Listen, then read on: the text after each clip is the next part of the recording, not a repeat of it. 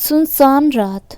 रात का वक्त था। चांद बादलों के पीछे छुपा हुआ था और वह हर तरफ गहरी खामोशी छाई हुई थी। हवा के हल्के झोंके दरख्तों की टहनियों को आहिस्ता आहिस्ता हिला रहे थे, जैसे कोई सरगोशी कर रहा हो। छोटे गांव की पुरानी गली में कदमों की छाप सुनाई दे रही थी, जो एक नौजवान की थी।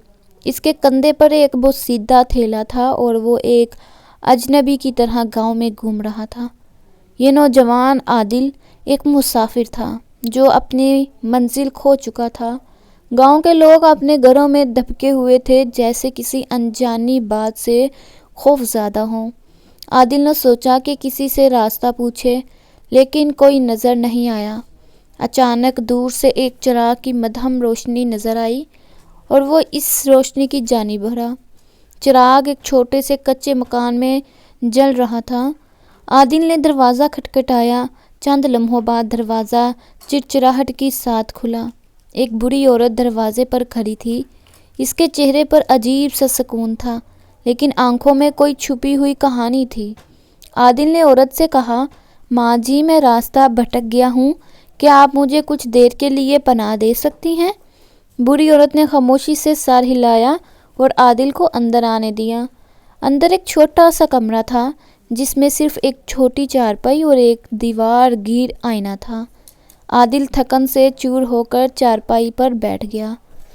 बूढ़ी औरत ने एक कोने से पानी का गिलास ला कर दिया और कहा, ये गांव हमेशा से खामोश रहा है, लेकिन आज की रात कुछ ज़्यादा ही सुनसान है। आदिल ने हैरत से पूछा, क्यों? क्या यहाँ कुछ गैर मामूली हुआ है? बूढ़ी औरत मुस्कुराई, लेकिन कुछ बोली नहीं। वो आहिस्ता से दूसरे कमरे में चली गई। आदिल ने खुद को अजीब सा महसूस किया, जैसे किसी की नज़रों का बोझ अपने कंधों पर महसूस कर रहा हो। कमरे में लटका हुआ आईना हल्के से कांप रहा था, जैसे कोई छुप कर उसे देख रहा हो।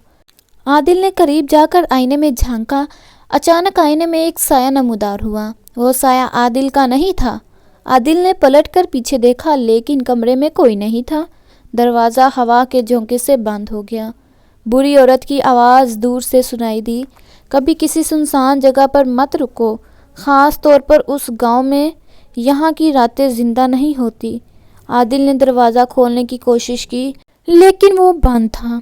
कमरा धीरे धीरे तारीकी में डूबने लगा और आदिल की चीखें इस सुनसान रात में खो गई। तो दोस्तों, ऐसी ही वीडियो के लिए आप मेरा चैनल सब्सक्राइब कर सकते हैं और नई आने वाली वीडियोस तक आप अपना और अपने प्यारों का ख्याल रखें। तब तक के लिए अल्लाह हाफिज़।